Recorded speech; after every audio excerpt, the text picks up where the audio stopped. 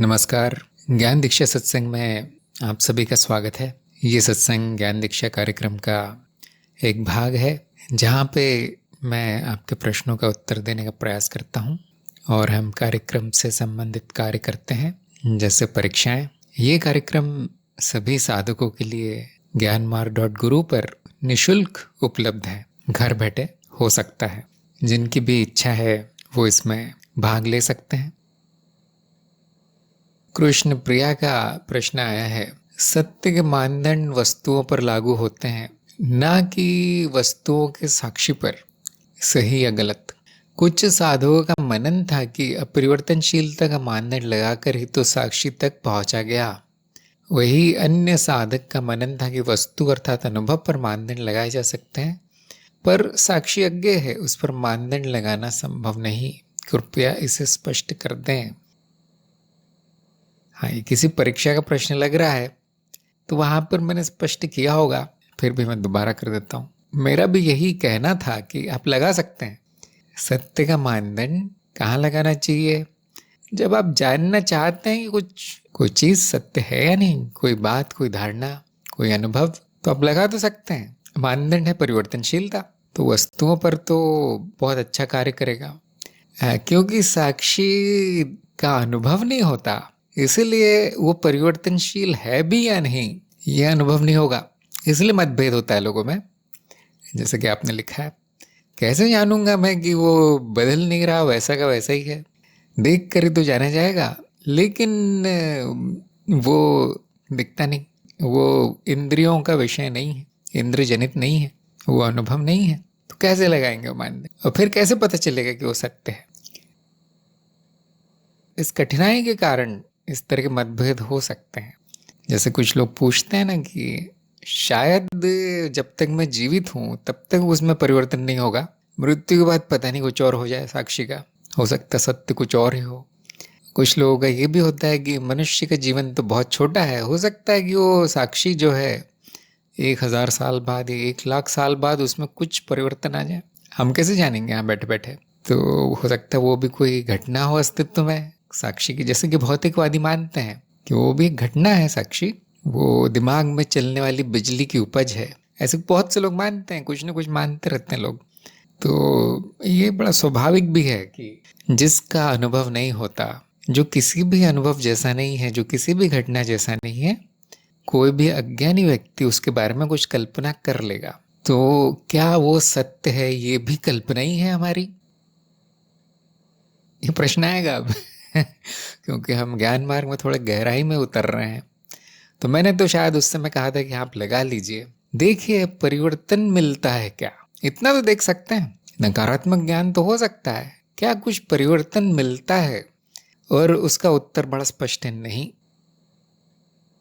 क्या वो अपरिवर्तनशील मिलता है? यहाँ पे थोड़ी सी कठिनाई है। तो इसका उत्तर तर्क से आएगा, अनुभव से नहीं। उसका अनुभव नहीं होगा, इसका उत्तर तर्क से आएगा कि वहाँ कुछ बदलता, साक्षी में कुछ परिवर्तनशील होता तो वो ज्ञात हो जाता, तो वो जाना जाता। कोई किसी न किसी अनुभव रूप में वो प्रकट होता कि देखो पहले ये था, अब ये हो गया। और क्योंकि वो अनुभव नहीं है, ये बात हमारा अप्रोक्ष अनुभव है, क्योंकि वो अनुभव नहीं है, ये होना असंभव है। तो सबसे अच्छा क्या कर सकते हैं हम? इतना कह सकते हैं कि वो अज्ञात की श्रेणी में आ गया। अज्ञात परिवर्तन होगा तो अनुभव रूप में दिखेगा, जो कि संभव नहीं है। तो हम इतना कह सकते हैं, मैं नहीं जानता परिवर्तन होगा या नहीं। कुछ लोग यहाँ पर रुकना पसंद करेंगे और ये बिल्कुल तार्किक बात है, क्योंकि अनुभव करता अज्ञेय है। उसके बारे में अगर हम ये कहेंगे देखिए बिल्कुल परिवर्तन नहीं है उसमें, तो फिर कुछ जाना गया है उसके बारे में, अब वो रहस्य नहीं रहा। कुछ लोगों का ये मानना होगा वो रहस्य है। एक बात पूरी तरह निश्चित है कि कुछ परिवर्तन दिखाई नहीं देता, तो हमारे पास दो ही उपाय रह जाते हैं, या तो उसको सत्य मान ले या तो अज्ञेय मान ले। और ये फिर अपना अपना व्यक्तिनिष्ठ विचार होगा, जिसको जो मानना मान ले। अब सत्य का मानदंड विफल हो गया क्या? बिल्कुल नहीं हुआ, क्योंकि सारा अनुभव असत्य हो गया। वहाँ पे बिल्कुल अच्छा कार्य किया उसने। अगर अनुभवकर्ता के बारे में निर्णय नहीं हो पा रहा तो कोई बात नहीं। अब आपको एक चरण आगे निकल जाना है। देखिए अनुभवकर्ता तत्व है क्या, अस्तित्व का तत्व वही है क्या, और अगर वही है तो अस्तित्व वैसा ही रहेगा, रहता है। अस्तित्व ना आता है न जाता है, ये बात स्वयं सिद्ध है। अस्तित्व की परिभाषा से ही सिद्ध होता है, स्वयं सिद्ध है। एक और अजीब बात होती है, अद्वैत के स्तर पे हम पहुंचते हैं तो सत्य और असत्य का कोई अर्थ नहीं रह जाता फिर, जो कि सभी लोग जानते होंगे। फिर वहाँ अज्ञेयता ही बचती है। तो ऐसा हुआ फिर कि जो सत्य है या नहीं अनुभव करता, जान नहीं पाया, ये साक्षी सत्य है या नहीं जान नहीं पाया, उसका कुछ नुकसान नहीं हुआ। वो पहले ही अज्ञेयवादी स्थिति में पहुंच गया था। अद्वैत में आके वो पूरी तरह निश्चित हो गया कि अज्ञेय है। अब इसको सत्य कह के फायदा नहीं है, असत्य कह के भी फायदा नहीं है, यहाँ बस होना मात्र है। तो सत्य का मानदंड कहाँ काम आता है, ये जानने के लिए कि तत्व क्या है, तत्व क्या है। तो जो व्यक्ति जान नहीं पाया कि अनुभव करता तत्व है या नहीं, तो उसके लिए वो विसत्य रह जाएगा, क्योंकि उसको परिवर्तित होता तो कभी नहीं दिखेगा। तो वो बोलेगा मैं तो जानता नहीं, तो अधिक से अधिक इतना कर सकता हूँ कि इसको विसत्य की श्रेणी में डाल देता हूँ, और फिर वो व्यवहारिकता में तत्व है, उससे अधिक स्थायी कुछ नहीं मिला, ऐसा कह सकते हैं। मुझे तो नहीं मिला कोई, तो इसी को तत्व माना जाएगा। तो उसकी तत्व वाली स्थिति जाती नहीं है, वो हटाई नहीं जा सकती कि वो तत्व है, ये बात प्रमाणित है। बाकी शंकाओं का समाधान शायद ना हो पाए, क्योंकि वो अज्ञेय की श्रेणी में आ जाता है फिर बाद में। अब हमारे कार्यक्रम में क्या किया गया है, हमारे कार्यक्रम में उसे सत्य कहा गया है, साक्षी को या अनुभवकर्ता को। इसीलिए नहीं कि हम पूरी तरह देख लेते हैं, जान लेते हैं कि वो उसमें कोई परिवर्तन नहीं है, इसलिए कि वो परिवर्तनशील होता तो अनुभव की श्रेणी में आ जाता, इसलिए उसको सत्य के वर्ग में डाल दिया गया है, उसको तत्व माना गया है।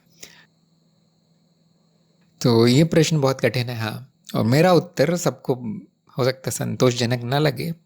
हाँ, बहुत से दार्शनिकों का और विचारकों का ये कहना है कि छोड़ ही दो ये सब काम सत्य असत्य वाला, जो हो वो हो जाओ, क्योंकि सत्य असत्य द्वैत में लागू है, ऊपर से मनुष्य निर्मित धारणा है। जैसे कि आप जानते हैं व्यक्तिनिष्ठ है मानदंड, तो मनुष्य ने ये निर्णय लिया मैं किसको सत्य बोलूंगा, किसको तत्व बोलूंगा, किसको नाम रूप बोलूंगा। तो इससे ऊपर की स्थिति है एक, जिसे हम अज्ञेय स्थिति कहते हैं या अद्वैत अवस्था कहते हैं। वहाँ पे चिंता नहीं रहती, क्या कहूँ मैं इसको, आधा सत्य है, पूरा सत्य है, अंतिम सत्य है, परम सत्य है, क्या नाम दूं। तो ये सारी कठिनाई उस अद्वैत अवस्था में, अनुभव क्रिया की अवस्था में पहुंचकर समाप्त सी हो जाती है। इसलिए हमारे कार्यक्रम में ये कहा गया है कि अंतिम अवस्था में पहुंचने की सीढ़ी है सत्य के मानदंड। तो सभी लोग मनन कीजिए, वो है इतना आप जान लीजिए, उसका होना स्वयं सिद्ध है इतना आप जान लीजिए। उससे पहचान बनाना इस जीव के लिए लाभदायी है, ये उसका उपयोग है। अंत में अज्ञेय है सब कुछ। अच्छा, अंजू का प्रश्न है, बोध है कि मैं जल हूँ, लेकिन फिर भी अधिकांश समय ये जीव लहरों में उलझा रहता है, साक्षी भाव रहता है, परंतु थोड़े समय के लिए, कृपया मार्गदर्शन करें। इसमें कोई भी बुराई नहीं है, रहता तो है, थोड़े समय के लिए रहता हो, कोई भी बुराई नहीं है। आपको ज्ञान हुआ है कि मैं तत्व मात्र हूँ, नाम रूप नहीं, तो वो ज्ञान बीज तो पड़ गया है, वो तो कहीं नहीं जाएगा। अब ये जीव क्या करता है क्या नहीं, क्योंकि वो स्वयं लहर है, वो स्वयं लहर है, आप नहीं है लहर, ये ध्यान रखिए। जीव जल नहीं हो सकता, वो लहर ही रहेगा, है ना। जीव मिथ्या ही रहेगा, उसका और कुछ हो नहीं सकता। तो वो अगर उलझा है तो भी कोई बड़ी समस्या नहीं है हमारी, सभी जीव ऐसे ही उलझे हैं।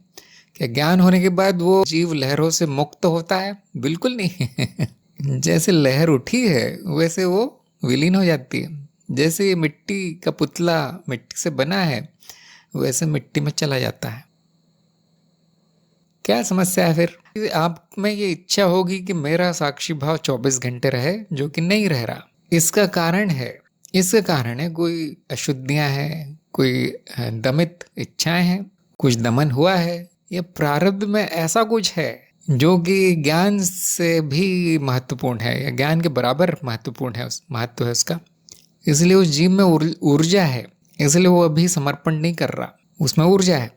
तो वो कहता है ये मेरे किस काम का है, मैं साक्षी बन के बैठा रहूं या ये साधना करता रहूं जीवन भर, उससे मुझे क्या मिलेगा। इसलिए वो एक क्षण में ही साक्षी भाव चला जाता है।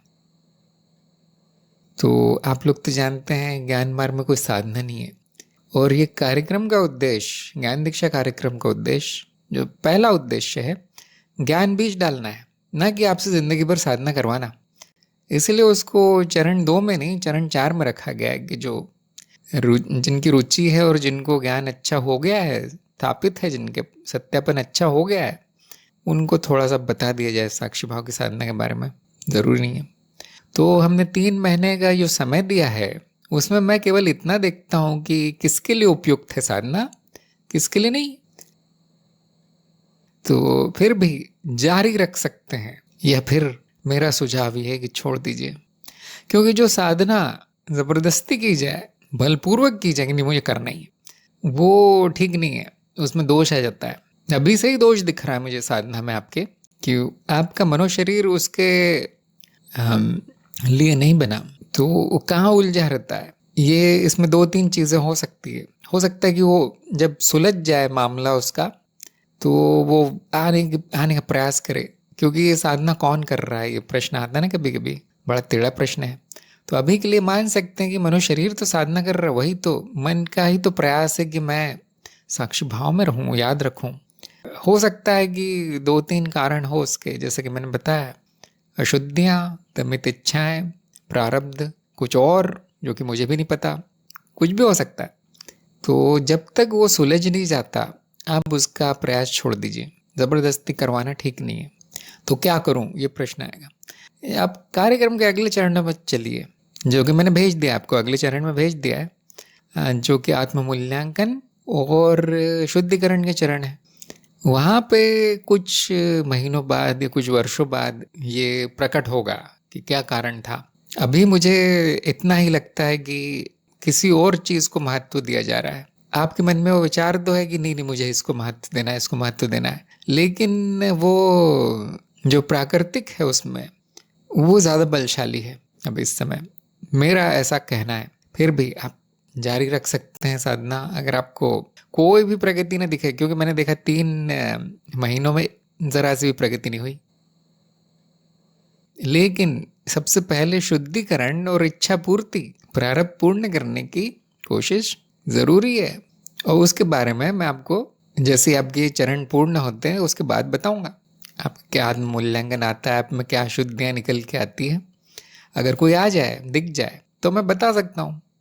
अगर मुझे भी ना दिखे कुछ, तो फिर वो कारण पराभौतिक होगा, ऐसा हम मान के हथियार डाल देते हैं, कुछ प्रार्थना वरार्थना करते हैं, और उससे ज़्यादा कुछ नहीं कर सकता मैं।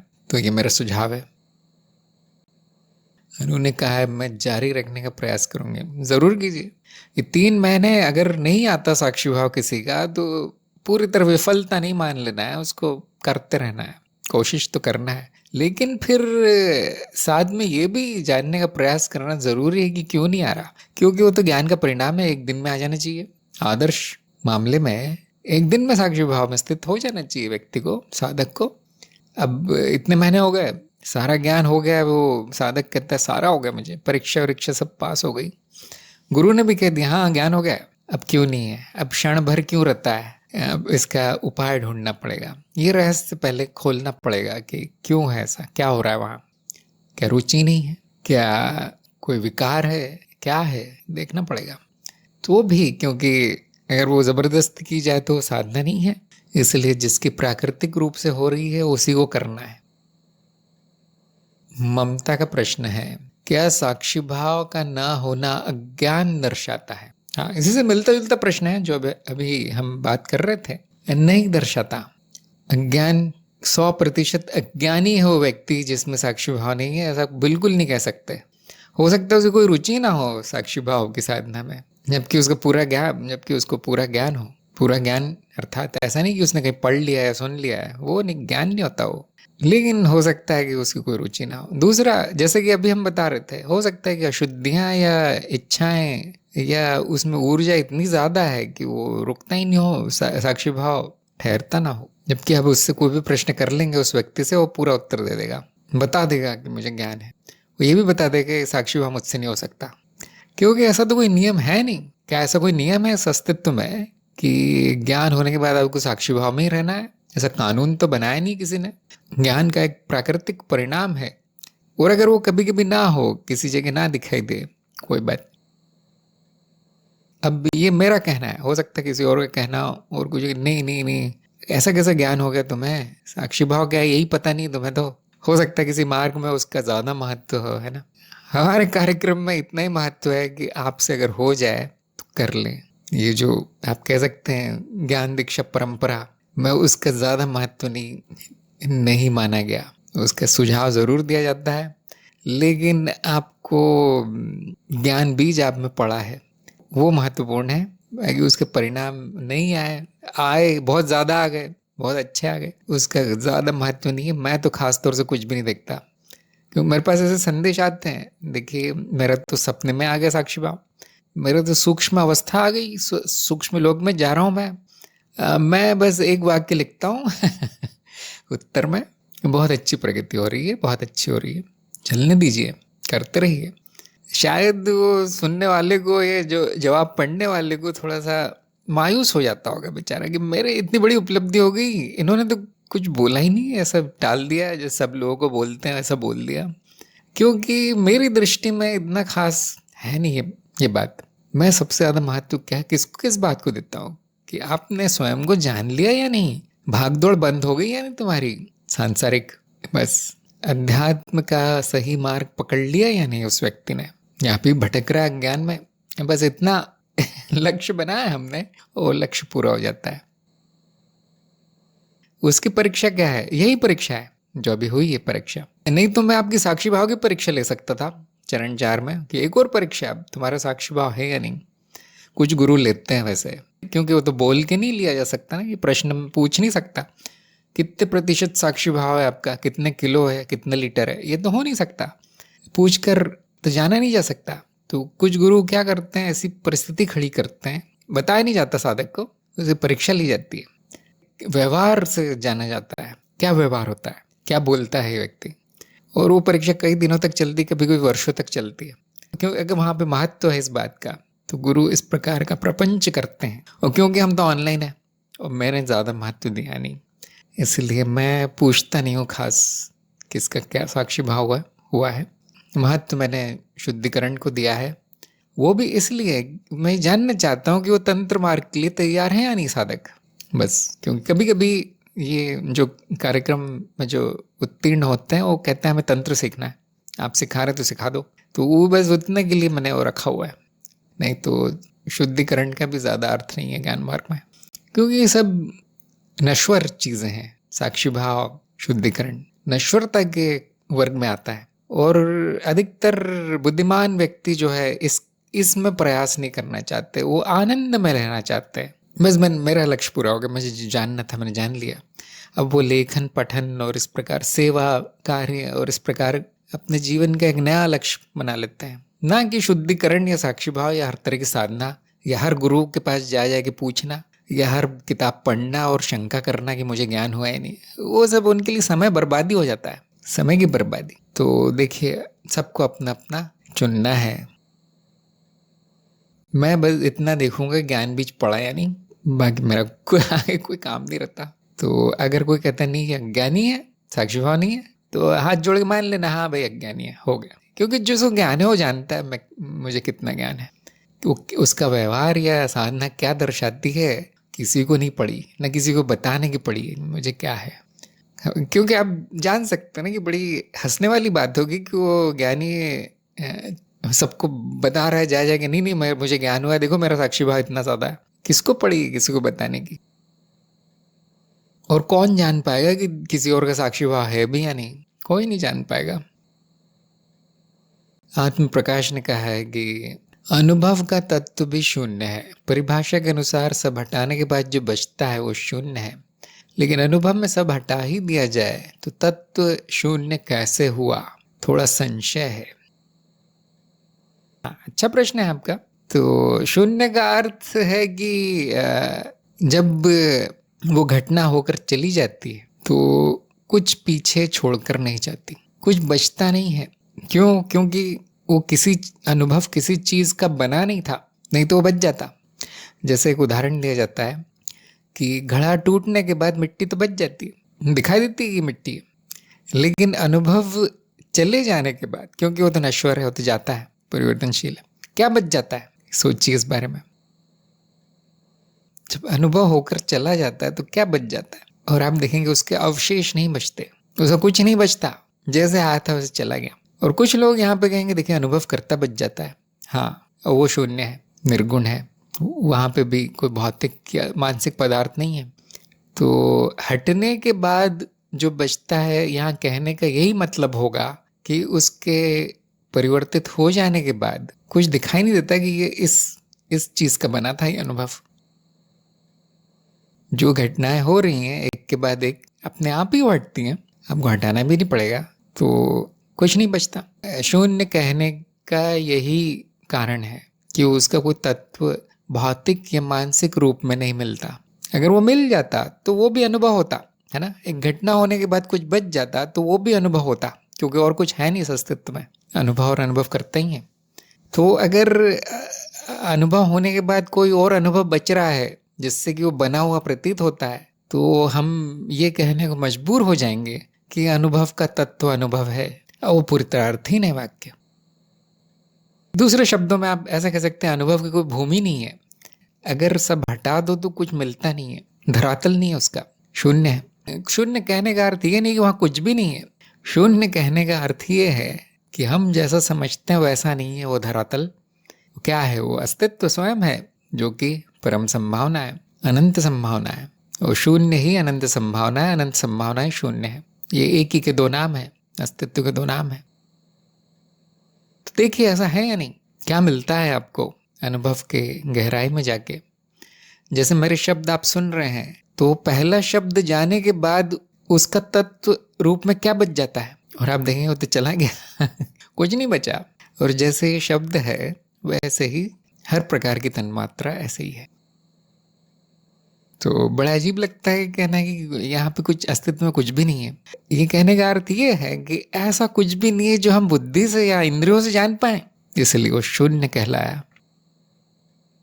जैसे नाम रूप बदलता है तो तत्व बच जाता है ना, हाँ, वो नहीं बदलता। ऐसे ही अनुभव बदलता है तो अनुभव करता बच जाता है, क्योंकि अस्तित्व तो वही है ना, अनुभव और अनुभव करता का मेल मात्र है, क्यों एक ही है। लेकिन अनुभव बदलता है तो अनुभव करता बच जाता है, और अनुभव करता शून्य है, इस बारे में कोई शंका नहीं है। इसलिए अनुभव का तत्व शून्य है। ऐसे गणित जैसा लगता है थोड़ा जैसे कि मैं कभी कभी कहता हूँ ज्ञान मार्ग बड़ा तार्किक है, गणित जैसा है। एक वाक्य भी गलत हो गया तो सारा मार्ग गलत हो गया। दक्षा का प्रश्न है, क्या जीव के रहते शरीर में रह के अनुभव क्रिया और अज्ञता में स्थित होना संभव है? क्या जैसे साक्षी भाव आता जाता रहता है वैसे अनुभव क्रिया और अज्ञता भी आती जाती रहती है, या एक बार अनुभव क्रिया का अज्ञता में या अज्ञता में स्थित हो जाए फिर वो कभी नहीं जाती? हाँ हाँ, संभव है। और अनुभव क्रिया अभी भी है, वही स्थिर है, और तो कुछ स्थायी है नहीं यहाँ पे। अनुभव क्रिया और अस्तित्व एक ही चीज है। अब ये अज्ञता क्या है, बहुत से लोग सोच रहे होंगे।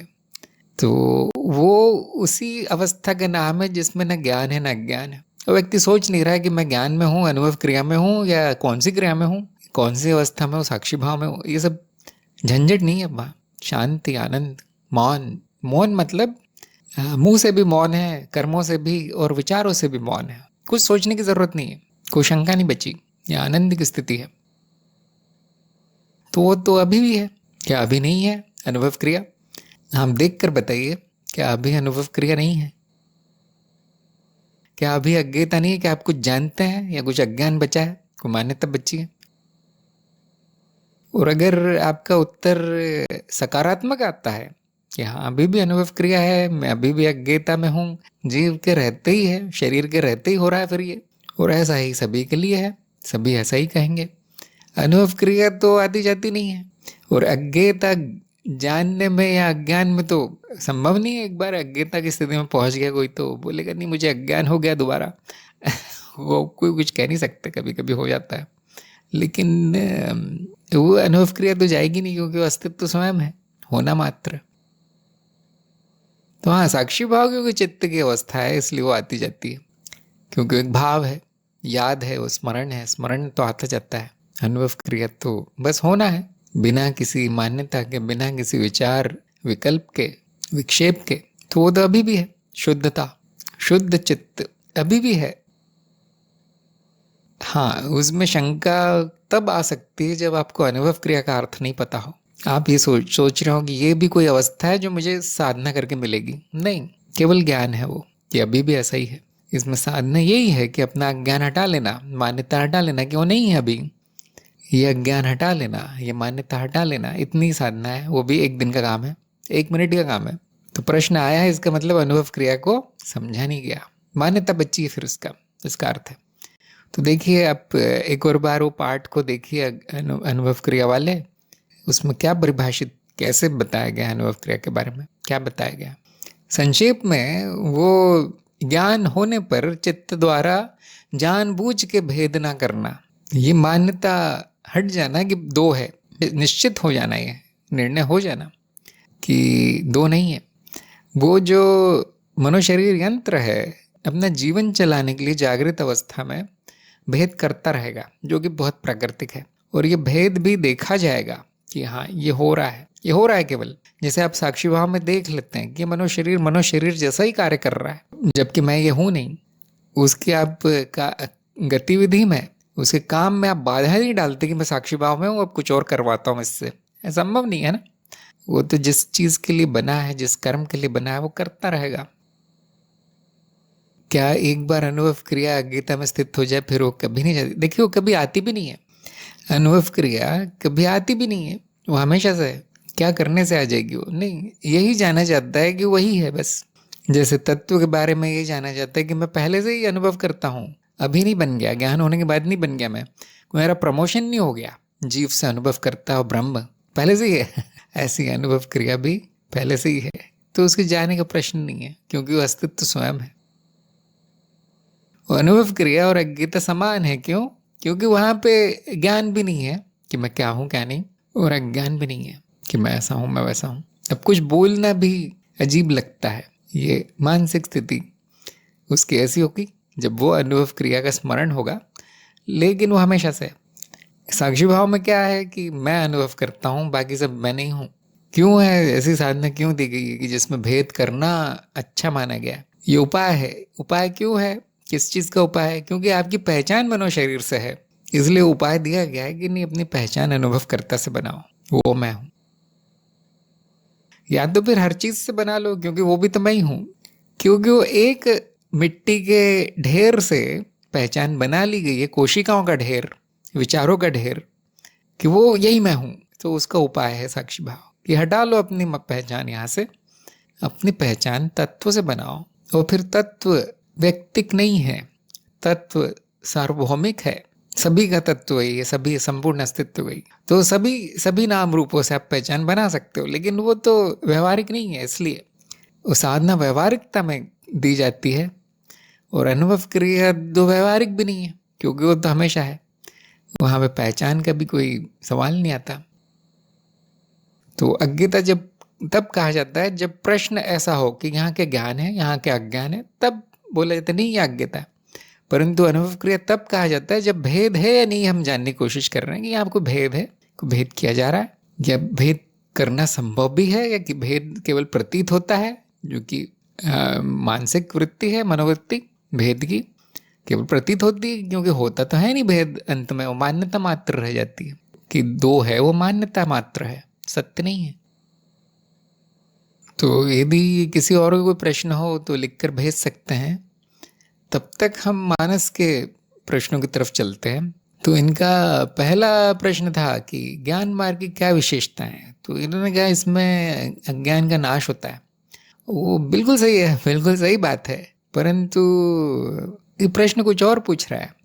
जैसे आपके कार्यक्रम में बताया गया है कि ये सीधा मार्ग है, इसमें कोई साधना नहीं है, इसमें कोई प्रयास नहीं लगता, मेहनत का काम नहीं है, इसमें समय नहीं लगता, इसमें कोई कर्मकांड नहीं है, इसमें कोई योगासन या प्राणायाम नहीं है, नकारात्मक ज्ञान होता है, कुछ मिलता नहीं है। देखिए, ये सारी विशेषताएं हैं।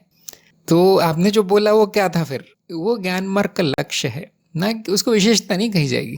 वो तो लक्ष्य है। ज्ञान मार्ग का क्या लक्ष्य है? अज्ञान का नाश करना। तो जब मैं लक्ष्य पूछता हूँ तो फिर ये बताना है, जब मैं विशेषता पूछता हूँ तो उसमें ऐसा क्या खास है? विशेष मतलब खास, स्पेशल।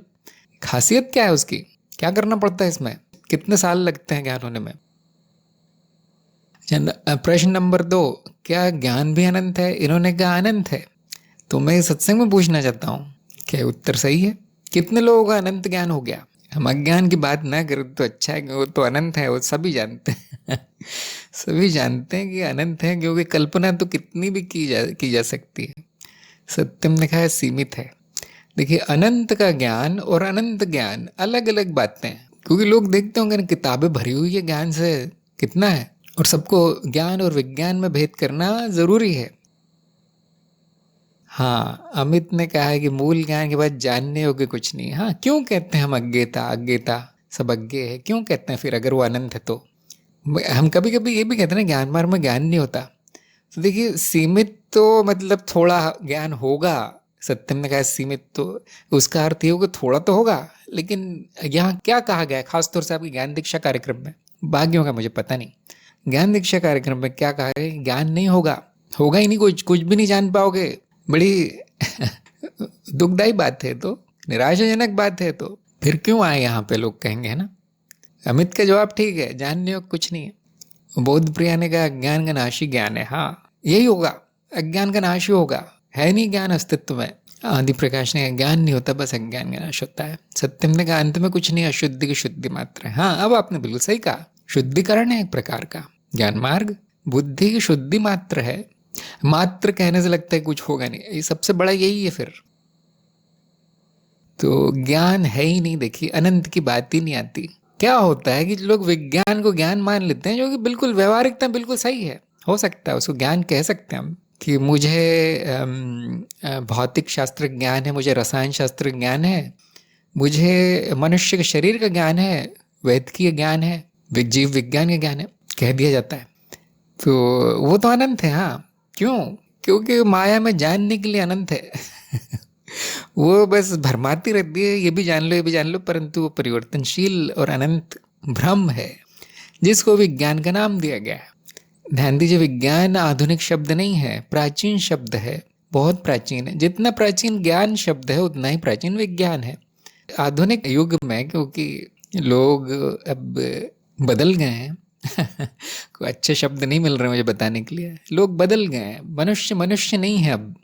तो विज्ञान को ज्ञान समझ लिया उसने, तो व्यवहारिकता बोल सकते हैं हाँ ये सारा विज्ञान ज्ञान है और वो अनंत है। क्यों? प्रतिक्षण बदल जाता है, तो कैसे सीमित होगा वो? कहाँ अंत होगा उसका? बिल्कुल नहीं होगा। और ये बात आप वैज्ञानिकों से भी पूछ सकते हैं कि आपने विज्ञान का इतिहास पढ़ा होगा। कभी कभी बहुत बड़ा वैज्ञानिक बोल देता है हमने सब जान लिया, अब ये फॉर्मूला है, इसके आगे कुछ जानने का है नहीं, इस अस्तित्व में हो गया। और ठीक 3-4 साल बाद नई खोज हो जाती है जो उसी का सिद्धांत धराशायी कर देती है। और फिर नए वैज्ञानिक आ जाते बोलते हैं ये तो हम जानते नहीं, वो भी नहीं जानते, ये तो बिल्कुल नहीं जानते, और जो पुराने जानते थे वो सब गलत है। हर 10-20 साल में 50 साल में ये सब होता ही रहता है। विज्ञान का इतिहास पढ़ना चाहिए सबको, तब आप जानेंगे वो ज्ञान नहीं है, कि जो बदल गया वो ज्ञान नहीं है। देखिए, जो बदल गया वो असत्य है। फिर भी बहुत काम की चीज है। माया में बहुत अच्छा उपयोग होता है विज्ञान का, वहाँ ज्ञान का कोई उपयोग नहीं है। ये बात सबके लिए जानना बहुत जरूरी है कि विज्ञान बेकार नहीं है, वही काम का है। सच बोले तो विज्ञानी काम का है, ज्ञान किसी काम का नहीं। ज्ञान का काम अध्यात्म में है। जिनकी आध्यात्मिक रुचि है, जिनके आध्यात्मिक लक्ष्य है, उनको ज्ञान चाहिए, बाकियों को नहीं चाहिए। बाकियों को विज्ञान ही पसंद आता है, खासतौर से ऐसा विज्ञान जो कि जादू जैसा हो। विज्ञान जादू ही है एक प्रकार का, तंत्र ज्ञान ही है वो। अद्वैत के स्तर पर क्या है अस्तित्व में? न ज्ञान है न अज्ञान है, और दोनों प्रतीत हो सकते हैं। ऐसा ही हो रहा है। देखिए, जैसे ही आपने जान लिया कि मेरी सारी मान्यता बेकार है, हो गया ज्ञान का अंत, ज्ञान मार्ग का अंत। फिर जो है वो रह जाता है, जो है वो वैसा का वैसा रह जाता है। हर प्रकार के आरोपों से, मान्यताओं से रहित शुद्धता रह जाती है।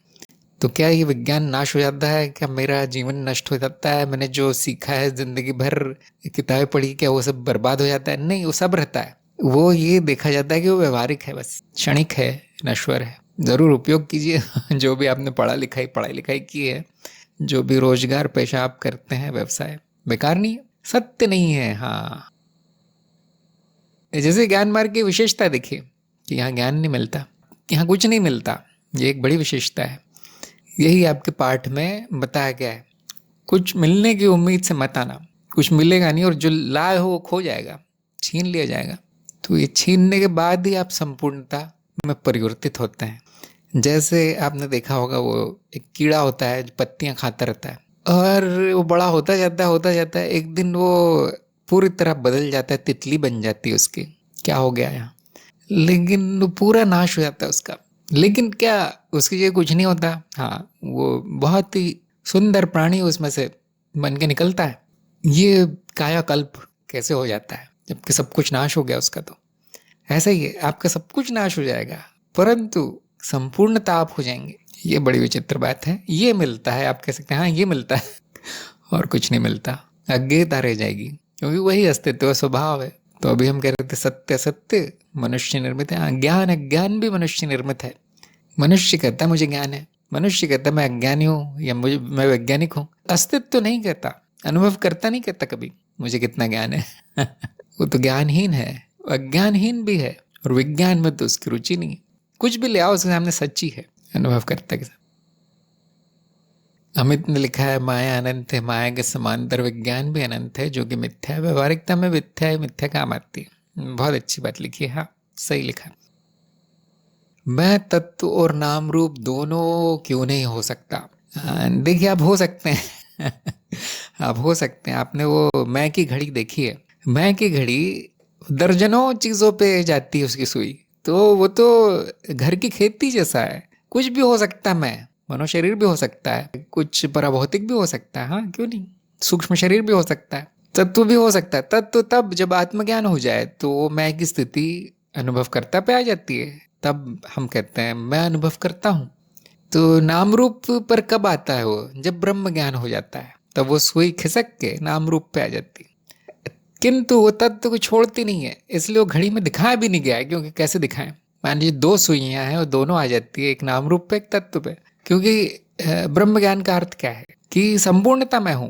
अब नाम रूप और तत्व में भेद ही नहीं बचा, दो नहीं है अब, तो दोनों हो सकते हैं। हाँ, समस्या क्या है कि मैं ये एक नाम रूप हूं, वो बाकी नहीं। मैं तत्व हूं और एक नाम रूप हूं, ये वाला, जिसका एक नाम है, जिसका एक व्यक्तित्व है, जिसका परिवार है, ये सब चीजें हैं। ये समस्या, ये अज्ञान है। अगर मैं नाम रूप हूं तो सभी नाम रूप में ही हूं, और वो भी प्रतीत होता हूं कि मैं ऐसा हूं। तो ऐसा क्यों कहा जाता है कि आप वो नहीं है, नाम रूप नहीं है, आप तत्व हैं? आपके तत्व ज्ञान करवाने के लिए कहा गया है कि जो बदल जाता है वो सत्य नहीं हो सकता, आपका सत्य स्वरूप नहीं हो सकता। यदि प्रश्न ऐसा है कि मेरा सत्य स्वरूप क्या है, तत्व क्या है, तो आप फिर नाम रूप नहीं हो सकते। अनुभव करता अनुभव नहीं हो सकता, अनुभव करता नहीं हो सकता। ये दृश्य दृष्टा विवेक जरूरी है।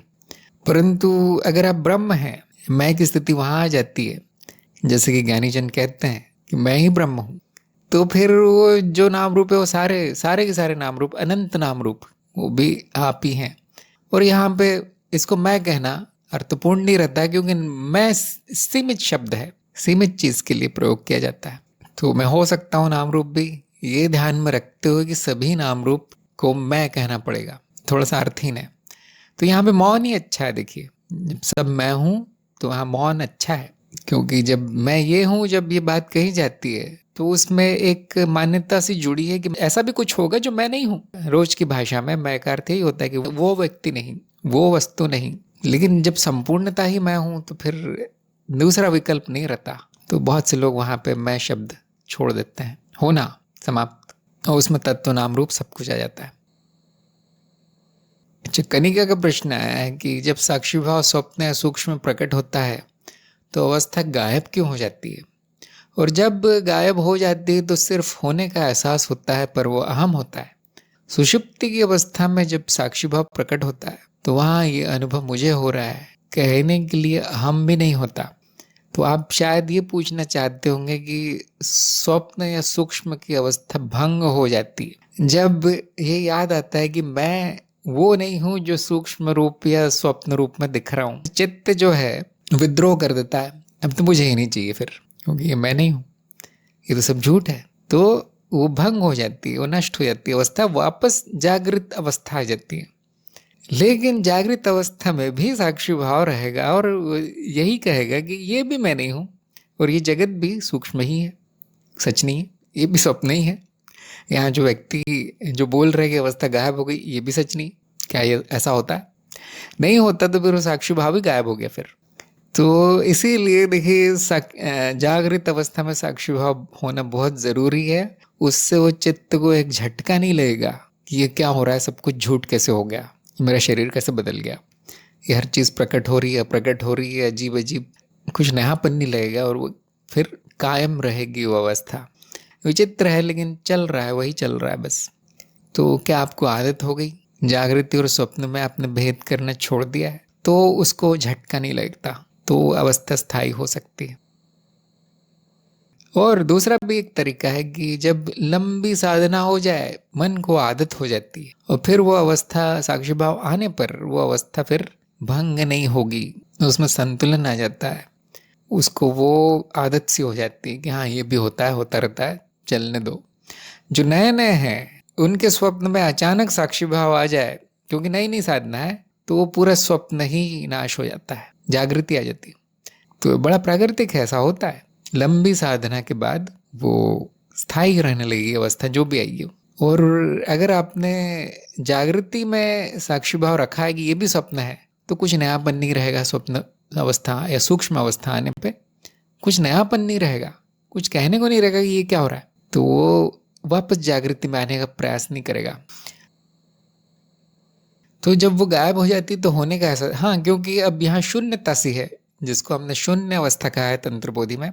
ये हमारी शून्यता नहीं है, जो ज्ञान मार्ग की शून्यता नहीं है। यहाँ पर आपका न स्वप्न है न जागृति है, बीच की अवस्था है। तो आपने लिखा है वहाँ अहम होता है, क्यों? क्योंकि विचार चल रहे हैं अभी भी। वो अहम कहेगा कि हाँ ये अवस्था खत्म हो गई, मैं अभी तक जागा नहीं, जगत के दृश्य नहीं दिख रहे हैं, तो वह अहम है। सुषुप्ति में वो अलग अवस्था है देखिए, इसलिए वहाँ अहम भी नहीं होता। वहाँ हो सकता साक्षी भाव रहे लेकिन विचार नहीं होता, इसीलिए शून्य अवस्था को सुषुप्ति से अलग माना गया है। इसीलिए यहाँ पे सब बताना ठीक नहीं है, क्योंकि वो सारे शब्द मिश्रण हो रहा है, मार्ग मिश्रण हो रहे हैं सारी अवस्थाओं का मिश्रण हो रहा है। लेकिन मुझे लगता है आपको उत्तर मिल गया होगा।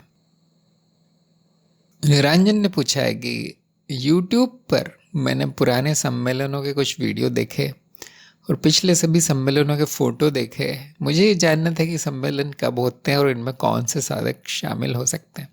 तो सम्मेलन मैं नहीं आयोजित करता, इसलिए मैं बता नहीं सकता, और कोई मेरे ख्याल से तो कोई भी शामिल हो जाता है, जो कार्यक्रम में है वो भी, जो नहीं है वो भी, और जिन्होंने पूरा कर लिया वो भी, जो इस ज्ञान मार्ग का वो भी, जो ज्ञान मार्ग का नहीं है वो भी, जिसको आना है वो आ जाते हैं, जिनको सूचना मिल जाती है वो आ जाते हैं। कभी कभी मैं ऐसे संसार में अचानक प्रकट हो जाता हूँ कभी कभी, तो वहाँ सम्मेलन हो जाता है, तो मैं तो कुछ नहीं करता। लेकिन जब भी होगा तो ये जो हमारे जितने भी ग्रुप हैं, उन हमारे साधकों से जुड़े हुए जो है, उनमें घोषणा की जाती है, उनमें अनाउंस किया जाता है कि हाँ ये होने वाला है, हो सकता है मैं उसमें आ जाऊँ, तो आपको जानकारी मिल जाएगी। कोई भी शामिल हो सकता है जिसकी इच्छा हो। तो शुरू में मैंने कोशिश की थी कि सभी जगह सभी शहरों में एक एक सम्मेलन रखा जाएगा। अभी वो व्यवहारिक नहीं रह गया, इतना व्यवहारिक नहीं रहा, तो वो भी हो सकता है, कभी भी हो सकता है। आत्म प्रकाश ने कहा है कि स्वप्न में सब कुछ जागृति जैसा अनुभव हो रहा है, सब चेतना में देखा जा रहा है, क्या यही स्वप्न अवस्था में साक्षी भाव है? हाँ यही है।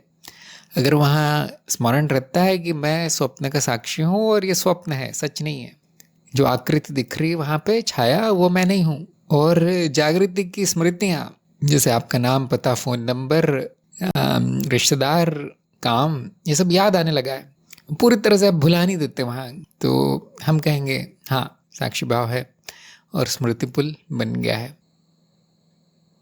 तो मैं आपको भी कहूँगा बहुत अच्छी बात है, ये बहुत अच्छी प्रगति है। और ये बुद्धि या चित्त यही कहेगा कि वो जागृति है, स्वप्न नहीं है।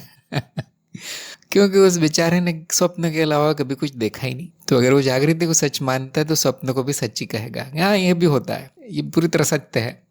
मैंने गुरुजी को देखा, मैंने ये महापुरुष को देखा, मैंने देवी देवता को देखा, बिल्कुल सही है, बिल्कुल सच है। क्यों? क्योंकि चित्त ने मिथ्या के अलावा कुछ कभी देखा ही नहीं।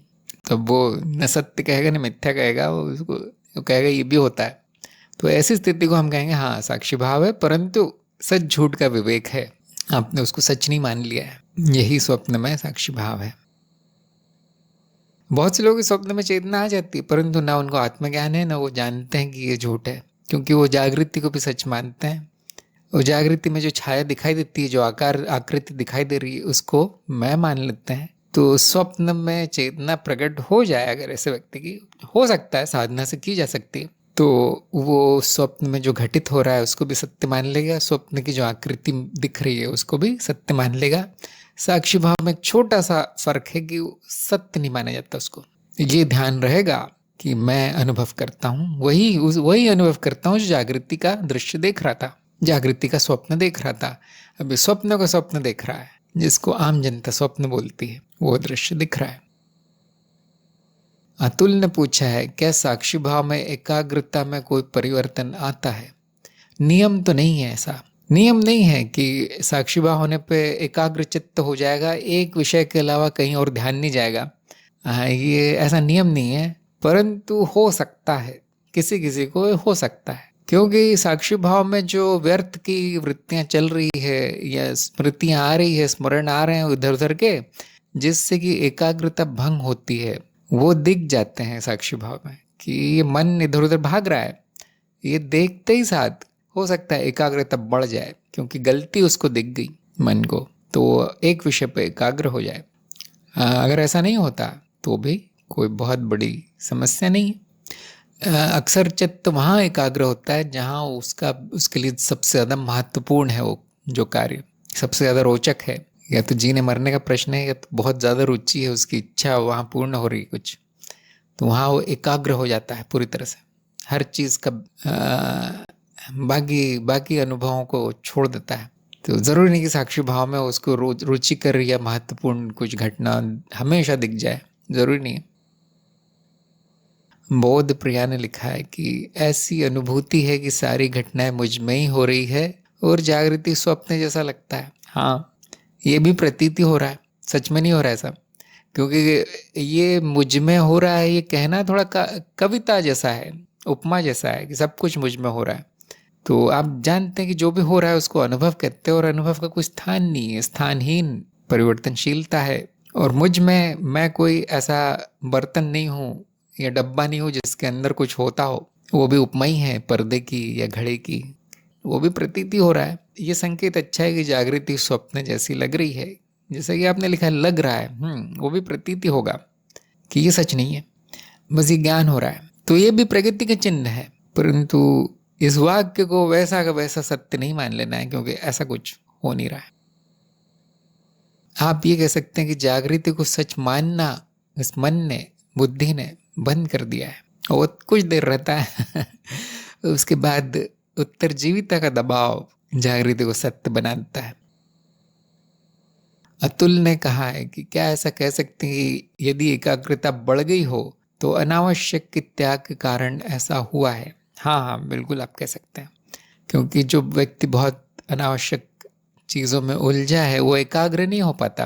तो अगर वो हर तरह के विकर्षण, हर तरह की चीज़ें जो बार बार एकाग्रता को नष्ट करती है वो त्याग दी गई है, तो उसके पास अब अधिक उपाय नहीं है। चित्त के पास जो एक चीज़ बच गई है उसी पे एकाग्र हो जाएगा। तो लेकिन ज़रूरी नहीं है ऐसा, कभी कभी अनावश्यक सारा त्याग होने के बाद भी ज़रूरी नहीं कि व्यक्ति पूरी तरह एकाग्र हो जाए, तो उसमें कोई बुराई नहीं। और ये भी ज़रूरी नहीं कि व्यक्ति को एकाग्र है तो मतलब उसको बहुत ज़्यादा ज्ञान है, मतलब वो साक्षी भाव में है, तो ये भी ज़रूरी नहीं है। ऐसे विलक्षण लोग देखे गए बहुत एकाग्र चित्त होते हैं, अपना काम करके छोड़ते हैं। ऐसे लोग बहुत सफल होते हैं जीवन में, संसार में, और अगर ऐसा व्यक्ति साधना करे तो 100% सफल होता है। तो हम जाते हैं अगले प्रश्न की तरफ। अज्ञेयता ही आनंद है, सही है गलत? तो इनको आधे अंक मिले। इन्होंने कहा हाँ ये बात सही है, लेकिन क्यों है वो नहीं बताया, इसलिए अंक कट गए। क्यों आनंद है? क्या यहाँ आनंद आनंद मिलता है कि मैं तो कुछ नहीं जानता, कुछ जाना नहीं जा सकता? नहीं, ऐसा नहीं है।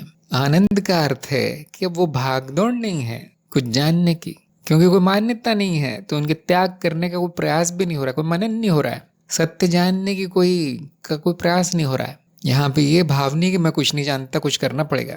ये भाव है कि जो जाना जा सकता है जान लिया, अब कुछ नहीं है जानने का, न कुछ जाना जाएगा। यहाँ संतुष्टि है, और ये संतुष्टि ही आनंद रूप में दिखेगी। जो संघर्ष का अंत है वो अज्ञता है। अज्ञता ऐसा नहीं, निराशाजनक स्थिति नहीं है कि अब मैं क्या करूँ, कुछ नहीं जानता, कुछ न कुछ जान पा रहा हूँ, अब मेरे गुरु भी बोल रहे तुम नहीं जानोगे। हार मान लेना अज्ञता नहीं है, अज्ञता जीत है, इसलिए यहाँ आनंद है। अगला प्रश्न है कि संपूर्ण अस्तित्व का अनुभव कैसे होगा? तो वो कोई आना जाना अनुभव होता तो कह भी सकते थे कि हाँ कुछ हो जाएगा, एक दिन संपूर्णता का भी अनुभव हो जाएगा, लेकिन ऐसा नहीं है। अस्तित्व होना मात्र है, वो एक अनुभव के रूप में आकर चला जाए ऐसा संभव नहीं है, और संपूर्ण अस्तित्व एक अनुभव में बदल जाए और आकर चला जाए वो संभव नहीं है, क्योंकि अनुभव का अर्थ है कि वो आकर चला जाएगा। अगला प्रश्न है, शून्य का अर्थ ना होना, नहीं होना मात्र है, समझाएं। जैसे कि मैंने अभी भी बताया जब अनुभव के तत्व की बात आई थी कि शून्य का अर्थ यही है कि वो नहीं है जो हम समझते हैं, जो कि बुद्धि से समझा जा सके या इंद्रियों से देखा जा सके। न वो ऐसा कुछ है जो बहुत बड़ा और अनंत है, समय में, स्थान में, दूरी में नहीं। मतलब मनुष्य की कल्पनाओं के परे, मनुष्य की धारणाओं के परे है, और वो हुआ जा सकता है क्योंकि आप स्वयं अस्तित्व है, आप स्वयं वो शून्यता है, होना मात्र है बस। इसमें ये भी जोड़ सकते हैं कि वो मैं नहीं हूँ, शून्यता मात्र है। जैसे आप कहेंगे कि ये है, यहाँ वो है, यहाँ ऐसा है, तो वो सब गलत हो जाता है, और आप कहेंगे कि कुछ भी नहीं है तो वो तो पूरी तरह गलत हो जाता है। अगला प्रश्न है कि अनुभव करता असीमित है, फिर शरीर या सिर के अंदर क्यों पाया जाता है? तो असीमित का अर्थ यहाँ पे ये भी नहीं है कि वो इतना बड़ा है कि वो शरीर में समा नहीं सकता, इस सिर के अंदर नहीं हो सकता, ये भी नहीं है। असीमित का ये अर्थ है कि हम किसी भी प्रकार की सीमा लगाना चाहे वहाँ तो वो लागू नहीं होती, समय की, स्थान की, किसी भी अन्य तरह की। तो न केवल शरीर या सिर, वो किसी के भी अंदर नहीं है, अंदर या बाहर की धारणा ही लागू नहीं होती। तो ऐसा क्यों प्रतीत होता है कि मैं सिर के अंदर हूँ, आंखों के पीछे हूँ, वो मैं नहीं हूँ फिर? अगर ऐसा होता है प्रतीत, तो क्योंकि अब वहाँ देखने जाएंगे तो वहाँ कुछ भी नहीं है, वो भी भ्रम है। जैसे ये प्रतीत हो रहा है कि मैं घर के अंदर हूँ, मैं बैठा हूँ, ऊपर आसमान है, नीचे धरती है, ये क्या है? ये सब प्रतीत हो रहा है, क्या ऐसा है? बिल्कुल नहीं। नंबर 8, साक्षी भाव में कौन से कर्म नहीं होते? तो इनको आधे अंक मिले यहाँ पे। तो मैं सुनना चाहता था कि अनावश्यक कर्म नहीं होते, इन्होंने कहा कि सभी कर्म होते हैं।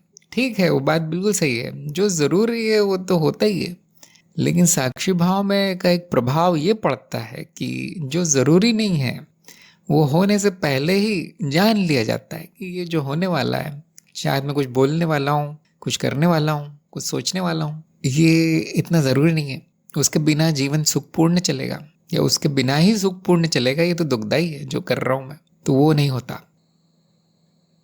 और जो होता है, जो कर्म होता है, उनसे पहचान नहीं होती कि वो मेरे हैं, ये नहीं माना जाता। साक्षी भाव में अगर आप हैं, ये हो रहा है, करता कौन है? कोई नहीं है, इतना ही ज्ञान होगा, इसीलिए उसका कोई संस्कार नहीं पड़ता। आप ऐसे आपके जो पुराने कर्म है उसको भी आप भी जान लेंगे वो मेरे नहीं है, तो उसका भी संस्कार मिट सकता है। जब कुछ भी नहीं बचेगा, जब कोई भी कर्म मेरा नहीं है, तो साक्षी भाव में स्थित व्यक्ति क्या बोलेगा? साक्षी भाव में कोई कर्म नहीं होता, मैं कर्महीन हूं। मैं ऐसा उत्तर सुनना चाहता था। ये उत्तर थोड़ा सा पूर्ण है। जो अभी अभी जिसने शुरू किया है साक्षी भाव साधना, वो ये कहेगा कि सब होता है, कुछ उपाय बताइए कि ये ना हो, वो ना हो। जो थोड़ा सा आगे बढ़ गया है साधना में, क्योंकि प्रगति होती साधना है, तो वो कहेगा अनावश्यक नहीं होता मुझसे, पहले ही जान जाता हूँ, बुद्धि रोक लेती है ऐसे कर्म, वो कहेगा अनावश्यक नहीं होते। लेकिन जिसने साधना सद गई है, पूरी तरह प्रवीण हो गया है उसमें, वो क्या कहेगा, मुझसे क्यों पूछते हो मैं साक्षी मात्र हूँ, मुझसे कोई कर्म नहीं होता, न मैं कुछ कर सकता हूँ, न ही संभावना है कुछ होगा। तो कौन करता है? कोई नहीं करता। और ऐसा व्यक्ति जो परम ज्ञानी जैसा कोई होगा ना, वो कहेगा आपके तो प्रश्न ही गलत है, न कर्म है, न करने वाला, न साक्षी भाव है, न उस साधना करने वाला, इतना अज्ञान कहाँ से आ गया तुम में, ऐसा बोलेगा वो पंडित जो होगा। प्रश्न बड़ा रोचक है और ऐसे कई उत्तर आ सकते हैं। एकता का अनुभव नहीं होता, इसलिए वो काल्पनिक है, सही या गलत? तो पहली बात तो वो वाक्य गलत है, क्योंकि वो काल्पनिक नहीं है। लेकिन प्रश्न में गलती क्या है, इस वाक्य में गलती क्या है कि जिसका अनुभव होता है वही सत्य है, ये मान लिया गया। जिसका अनुभव नहीं होता वो कल्पना मात्र होगा। आप कैसे बोल सकते हैं एकता है, जबकि देखा तो किसी ने नहीं? आप कैसे बोल सकते हैं कि अनुभव करता है, जबकि देखा तो किसी ने नहीं? जबकि ज्ञान मार्ग ठीक उल्टा बोलता है कि अगर वो दिख गया तो फिर वो असत्य है, फिर वो उसको सत्य मानना काल्पनिक बात है, वो अज्ञान है। और सब कुछ काल्पनिक ही है, फिर सब कुछ कल्पना मात्र है, क्योंकि इंद्रियों द्वारा निर्मित हो रहा है। जागृत अवस्था स्वप्न है, तो स्वप्न और कल्पना मतलब एक ही चीज है। अनुभव हो गया तो काल्पनिक होगा फिर। देखिए ठीक उल्टा है, जो इस प्रश्न में मान्यता है ज्ञान उसका ठीक उल्टा है। तो अगर एकता का अनुभव हो जाता तो फिर हम बड़े मुसीबत में पड़ जाते, क्योंकि फिर वो काल्पनिक होती, वो असत्य होती, क्योंकि वो किसी अनुभव के रूप में दिख रही है कि ये देखो एक चीज है, ये सामने तुम्हारे, ये एकता है। तो फिर कोई भी ज्ञान मार्ग में जो है वो समझ जाता है कि जो भी आप दिखा रहे हैं वो मिथ्या है, भ्रम है, वो एकता नहीं। इस प्रकार के प्रश्नों के पीछे छुपा हुआ अज्ञान समझना जरूरी है। वो अज्ञान क्यों है वो समझना जरूरी है, उसके बाद आप कुछ उत्तर दे पाएंगे। अगला प्रश्न, क्या गलत मनन से मनोविकार आ सकता है? तो इन्होंने बताया कि हाँ आ सकता है, लेकिन ये नहीं बताया कि गलत मनन क्या होता है। फिर भी मैंने इनको पूरे अंक दिए, क्योंकि ये मनन का विषय है ना, इसमें सत्य सत्य इतना नहीं होता, सही या गलत जवाब इतना नहीं पक्का नहीं होता। तो आ सकता है, जैसे कि प्रश्न ही बोल रहा है, लेकिन पक्का नहीं कि आएगा ही। अगर आप गलत मनन कर लेते हैं किसी दिन तो मनोविकार आ जाएगा ये पक्का नहीं है। बहुत प्रयास करना पड़ेगा गलत मनन करने का, करते रहना पड़ेगा वर्षों तक, तब हम कहेंगे आप मनोविकार हैं। जैसे मान लीजिए माया पर मनन कर रहे हैं कि माया क्या है, वो मनन ऐसा चल रहा है सब कुछ तो माया ही है, मैं भी माया ही हूँ, फिर मेरे घर के लोग माया है, मेरे बैंक में पैसे वो भी माया है, अब मैं जीवित कैसे रहूँगा, मुझे खाना कौन देगा, खाना भी माया है। क्या हो रहा है यहाँ? बेसिर पैर का मनन हो रहा है, क्योंकि उसने कहीं सुन लिया है कि सब माया है।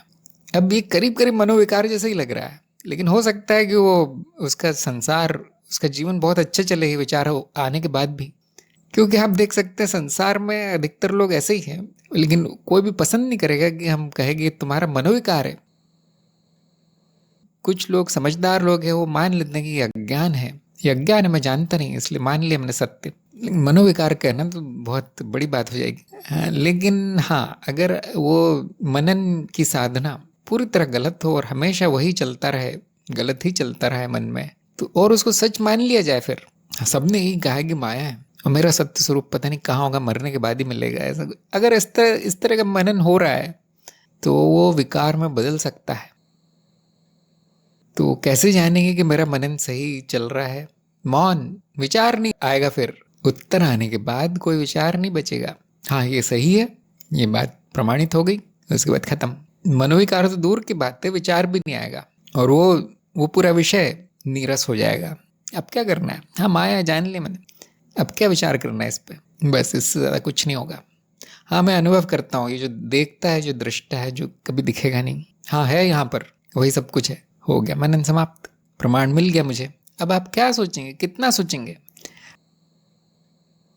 अगर सोच रहे हैं, सोचते जा रहे हैं और वो कई दिनों तक या कई वर्षों तक भी जारी है, तो विकार आ गया है फिर तो अब क्या आएगा, वो तो आ गया है।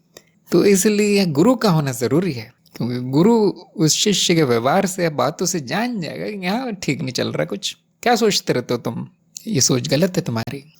और फिर वो विकार जो आने वाला था वो रुक सकता है। ध्यान दीजिए, मनन में केवल अप्रोक्ष अनुभव को आपको तर्क से तोलना है। जो संकेत दिया गया है गुरु द्वारा उसका सत्यापन मात्र करना है, उसके बाद कुछ नहीं करना, सोचते नहीं बैठना है ऐसा ही क्यों है, वैसा ही क्यों है। मैं अनुभव करता हूँ, अब सब छोड़ देता हूँ, घर बेच देता हूँ, नौकरी छोड़ देता हूँ, हिमालय में जाके बैठता हूँ, अनुभव करता को तो ऐसा ही करना चाहिए। क्या ये मनन है? ये बेकार आ गया। प्रमाण मिल गया, मैं अनुभव करता हूँ, हाँ जी मिल गया, छोड़ो, अब बुद्धि को आराम दो, दिमाग को आराम करने दो। उसी लिए बना था वो। बुद्धि का कार्य इतना ही है कि आपको ज्ञान तक ले आए, उसके आगे विकार ही विकार है। ये होगा प्रश्नोत्तर। मुझे लगता है बाकी लोगों के प्रश्न भी समाप्त हो गए, तो यहाँ पर हम आज की सत्संग समाप्त करते हैं। सभी का सत्संग में आने के लिए बहुत बहुत धन्यवाद। नमस्कार।